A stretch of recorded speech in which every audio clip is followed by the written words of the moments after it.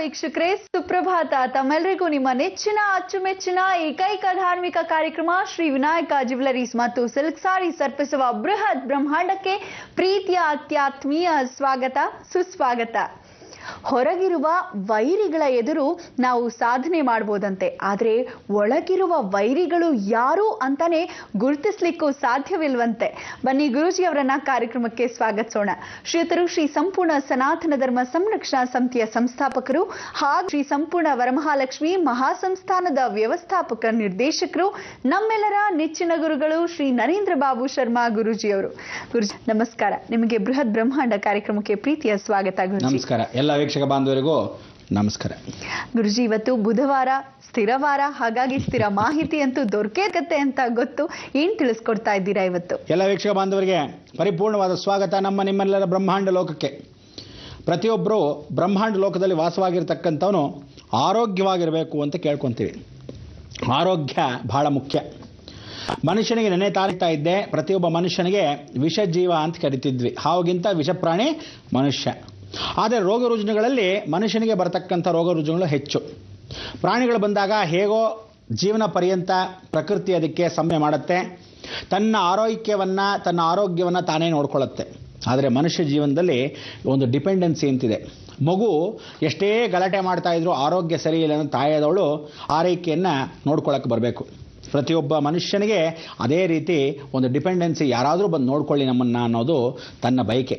ಇಂಥದ್ದು ಆರೋಗ್ಯ ಭಾಳ ಚೆನ್ನಾಗಿರೋಕ್ಕೋಸ್ಕರ ಭಗವಂತ ತಾನು ತನಗೇ ಗೊತ್ತಿಲ್ಲದೆ ಒಂದು ರೂಪ ಮುಖಾಂತರವಾಗಿ ಬಂದು ಜಗನ್ನೆಲ್ಲ ಸಂರಕ್ಷಣೆ ಮಾಡೋಕ್ಕೆ ಒಂದು ವಿಶೇಷವಾಗಿರ್ತಕ್ಕಂಥ ಅಮೃತ ಕಲಶವನ್ನು ಹಿಡ್ಕೊಂಡ್ಬರ್ತಾನೆ.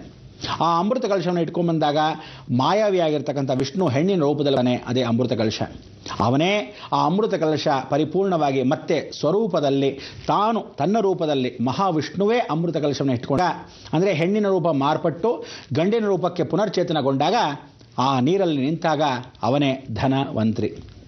ಈ ಧನವಂತರಿರ್ತಕ್ಕಂಥವನು ದುಡ್ಡಲ್ಲ, ಆರೋಗ್ಯ ದೇವತೆ. MD, ಇಡೀ ಜಗತ್ತಿಗೆ ಸರ್ಜನ್.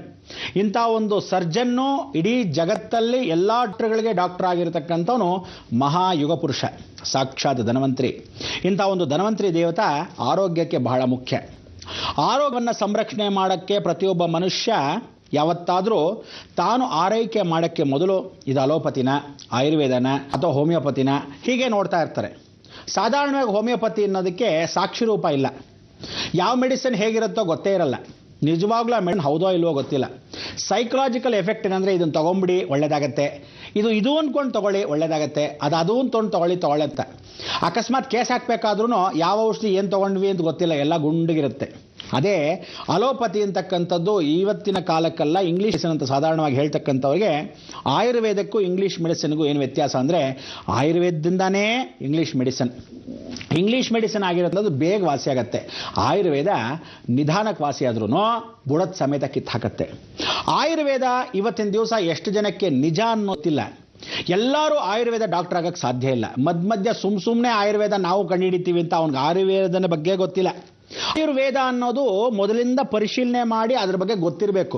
ಈಗ ಸಾಧಾರಣ ಒಂದು ಹಳ್ಳಿಗೆ ಹೋಗಿ ಒಂದು ಅಜ್ಜಿಗೆ ಗೊತ್ತಿರುತ್ತೆ ಎಷ್ಟು ಮಟ್ಟಿಗೆ ತನ್ನ ಕೈಲಾಗುತ್ತೋ ಆ ಶಕ್ತಿ ಮೀರಿ ಆಯುರ್ವೇದವನ್ನು ಕಲ್ತಿರ್ತಾಳೆ. ಅಂದರೆ ಮನೆಯಲ್ಲಿ ಹಿತ್ತಲ ಗಿಡ ಮದ್ದಲ್ಲ ಅಂತ ಮದ್ದನ್ನು ಮನೆಯಲ್ಲೇ ಮಾಡಿ ತಯಾರು ಮಾಡಿಕೊಂಡು ಸಣ್ಣ ಪುಟ್ಟ ಅಜ್ಜಿ ಆ ಆರೋಗ್ಯವನ್ನು ಶ್ರೇಯಸ್ಸಾಗಿ ಕಾಪಾಡ್ಕೊಳ್ತಕ್ಕಂಥವಳು. ಮನೆಯನ್ನು ಎಲ್ರಿಗೂ ಪ್ರಯೋಗ ಮಾಡಿ ಅಜ್ಜಿ ಅರಮನೆಯನ್ನು ಕಟ್ತಕ್ಕಂಥವಳು. ಅಂದರೆ ಅಜ್ಜಿ ಏನಾದರೂ ರೋಗವನ್ನು ಓಡಿಸಿದ್ರೆ ಒಳ್ಳೆ ಅರಮನೆಯಲ್ಲಿ ವಾಸವಾಗಿದ್ದಾಗ ನಮಗೆ ಅಬ್ಬಬ್ಬಬ್ಬಾ ಬೇಗ ವಾಸಿ ಆಗೋಯ್ತು, ಅಜ್ಜಿ ಹಾಕಿದ ಮೆಡಿಸಿನ್ ಎಷ್ಟು ಚೆನ್ನಾಗಿದೆ ಅಂತೀವಿ. ಅಂದರೆ ತನಗೆ ಶಕ್ತಿ ಮೀರಿ ಇಲ್ಲದೇ ಇರೋನೆಲ್ಲ ಹೇಳಲ್ಲ.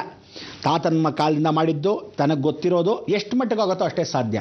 ಆದರೆ ಈಗಿರೋ ಆಯುರ್ವೇದಕ್ಕೆ ನಿಜವಾಗ್ಲೂ ಕೆಲವರು ಮಾತ್ರ ನಿಜವಾದ ಆಯುರ್ವೇದ ಸಿದ್ಧಪುರುಷರು. ಬೇರೆಯವರೆಲ್ಲ ಸುಮ್ಮನೆ ಆಯುರ್ವೇದ ಅಂತ ಕಂಡಿಡಿದು ಬಂದ್ಬಿಡ್ತಾರೆ. ಹಾಗೆ ಇದನ್ನೆಲ್ಲದಕ್ಕೂ ಪರಿಹಾರ ಕೊಡ್ತಕ್ಕಂಥ ಧನವಂತಿ ದೊಡ್ಡ MD ಡಾಕ್ಟ್ರು.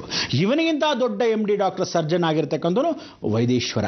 ಇವತ್ತು ಮದ್ದೂರು ಹತ್ರನೇ ಹೋದರೆ ವೈದ್ಯನಾಥೇಶ್ವರ, ವೈದ್ಯೇಶ್ವರ. ತಮಿಳುನಾಡಲ್ಲಿ ಹೋದರೆ ಕುಂಭಕೋಣಮಿಂದ 70 ಕಿಲೋಮೀಟರ್ ದೂರದವರೆ ವೈದ್ಯನಾಥ ಕ್ಷೇತ್ರ. ಅಂದರೆ ಇವತ್ತಿಗೂ ಈಶ್ವರನ ಶಕೆ ಬಂದು ಗೊತ್ತೇ ಇಲ್ಲದೆ ಆ ಈಶ್ವರನಿಗೆ ಬೆವರ್ತಾ ಹೀಗೆ ನೀರು ಸುರಿತಾ ಗಂಟಾಗಿ ಪುಟ್ಪುಟಾಣಿ ಔಷಧಿಗಳಾಗತ್ತೆ. ಅದನ್ನು ಕೊಟ್ಟಾಗ ಸರ್ವ ವ್ಯಾಧಿ ಮಾಡ್ತಂದರೆ ಅವನೇ ಸ್ವತಃ ಡಾಕ್ಟ್ರಾಗಿ ಕೂತಿದ್ದಾನೆ. ಹೇಳೋದು ಇವನು MD, ಅವನು ಸರ್ಜನ್. ಭಗವಂತನೇ ಸ್ವತಃ ನಮ್ಮ ಜೊತೆಗೆ ಇರಬೇಕಾದ್ರೆ ಆ ಧನ್ವಂತರಿನ ಇವತ್ತು ಡಾಕ್ಟರ್ಗಳಿಗೆ ವಿಶೇಷವಾದ ದಿನಾಚರಣೆಗೆ ನಿಮಗೆ ಡಾಕ್ಟರ್ಸ್ ಡೇ ಅಂತ ನೀವೇನು ಇಂಗ್ಲೀಷಲ್ಲಿ ಕಥೆ ಹೇಳ್ತಾರೆ ಅದಲ್ಲ, ಧನ್ವಂತರಿ ಜಯಂತಿ. ಧನ್ವಂತರಿ ಜಯಂತಿನೇ ಡಾಕ್ಟರ್ಸ್ ಡೇ. ಅಂದರೆ ಇವತ್ತೆಲ್ಲ ಡಾಕ್ಟರ್ಗಳೇ ಶುಭಾಶಯಗಳನ್ನು ನಾನು ಕೋರ್ತಾ ಇದ್ದೀನಿ. ಜೀವನದಲ್ಲಿ ತಿಳ್ಕೊಳ್ಳಿ, ಒಂದು ಸಲ ಡಾಕ್ಟರ್ ಆಗಿದ್ದೀನಿ, ಆ ಡಾಕ್ಟರ್ ಕರ್ತವ್ಯನ ನಿಮ್ಕೋ ಎಷ್ಟು ಜನದ ದುಡ್ಡನ್ನ ಸುಲಿಗೆ ಮಾಡಿರಬೇಕು, ನಾನು ಫೀಸ್ ಕಟ್ಟಿದ್ದ ದುಡ್ಡು ವಾಪಸ್ ಬರಬೇಕು ಅಂತ ಇನ್ನೊಬ್ಬನ ಮೇಲೆ ತಲೆ ಮೇಲೆ ಹಾಕದ ಮಾಡ್ಕೋ. ಇದು ನಿಜವಾದ ಡಾಕ್ಟರ್ ವ್ಯಕ್ತಿ ಅಲ್ಲ. ಯಾವತ್ತು ತಿಳ್ಕೊಳ್ಳಿ, ಜೀವನದಲ್ಲಿ 12 ರಾತ್ರಿ ಯಾರಾದರೂ ಬೇಕು ಅಂತ ಬಂದಿರ್ತಾನೆ, ಕಷ್ಟ ಅಂತಿರ್ತಾನೆ, ಹೆಂಡತಿ ಏನೇ ರೂಲ್ಸ್ ಆ್ಯಂಡ್ ರೆಗ್ಯುಲೇಷನ್ ಹಾಕಲಿ ಬಿಟ್ಟು ಬಿಸಾಕಿ ಆ ಕೆಲಸ ಡ್ಯೂಟಿ ಕರ್ತವ್ಯಂ ದೈವಮಾನಿಕ ಅಂತ ಹೋಗೋವನೇ ನಿಜವಾದ ಡಾಕ್ಟರ್. ಆ ದಿನ ಆ ಧನ್ವಂತರಿಗೆ ನೀವು ನಮಸ್ಕಾರ ಮಾಡಿರೋದು, ಶ್ರದ್ಧಾಭಕ್ತಿ ವಹಿಸಿದ್ದಕ್ಕೆ ಸಾರ್ಥಕ, ನಿನ್ನ ಡಾಕ್ಟರ್ ಆಗಿದ್ದು ಜನ್ಮ ಅಂತ ಹೇಳುತ್ತೆ. ಡಾಕ್ಟ್ರ್ ಎಲ್ಲರೂ ಆಗಕ್ಕೆ ಸಾಧ್ಯ ಇಲ್ಲ. ಇವತ್ತು ಭಗವಂತನಿಗೆ ನೆಕ್ಸ್ಟ್ ಪಾಯಿಂಟು, ನೆಕ್ಸ್ಟ್ ಜನ್ಮ, ನೆಕ್ಸ್ಟ್ ಹೆಸರು ಯಾರಿಗೆ? ಡಾಕ್ಟ್ರಿಗೆ ಮಾತ್ರ. ಬೇರೆಯವನಿಗೆಲ್ಲ ಡಾಕ್ಟ್ರ್ ಹೋಗಿ ದೇವ್ರೂನಲ್ಲ. ನೆಕ್ಸ್ಟ್ ದೇವ್ರು ಯಾರನ್ನ ಹೇಳ್ತಾರೆ? ಡಾಕ್ಟ್ರೇ, ನೀವು ದೇವರಿದ್ದಂಗೆ ನನ್ನ ಮಗನ ಕಾಪಾಡಿಸ್ಬಿಟ್ರಿ, ಕೊನೆ ಕಾಲಕ್ಕೆ ಹೀಗೆ ಬಂದ್ಬಿಟ್ವಿ, ಕಾಪಾಡ್ಬಿಟ್ರಿ ಅಂತ ಹೇಳಿ ಬಾಯಿ ತುಂಬ ದೇವರು ಸಮಾನ ಅಂತ ಹೇಳ್ತಕ್ಕಂಥವ್ರಿಗೆ ಡಾಕ್ಟರ್ಗಳಿಗೆ ಮಾತ್ರ. ಅದಕ್ಕೆ ವೀಕ್ಷಕರೇ, ಇವತ್ತಿನ ವಿಚಾರ ಧನ್ವಂತರಿ ವಿಚಾರ. ಡಾಕ್ಟರ್ಗಳಿಗೆ ಎಚ್ಚರಿಕೆ ನಾನು ನೀಡ್ತೀನಿ, ಪಾಠ ಕಳಿಸ್ಕೊಡ್ತೀನಿ. ಯಾರ್ಯಾರು ಎಲ್ಲೆಲ್ಲಿ ಎಚ್ಚರ ತಪ್ಪುತ್ತಾರೋ, ಯಾರ್ಯಾರು ತಪ್ಪು ಮಾಡ್ತಾರೋ, ತಪ್ಪೇ ಎಲ್ಲರೂ ತಿದ್ದುಕೊಳ್ಳೋಕ್ಕೆ ರೆಡಿಯಾಗಿರಿ. ಇನ್ನೂ ವಿಚಾರಗಳನ್ನ ಮಾತಾಡೋಣ.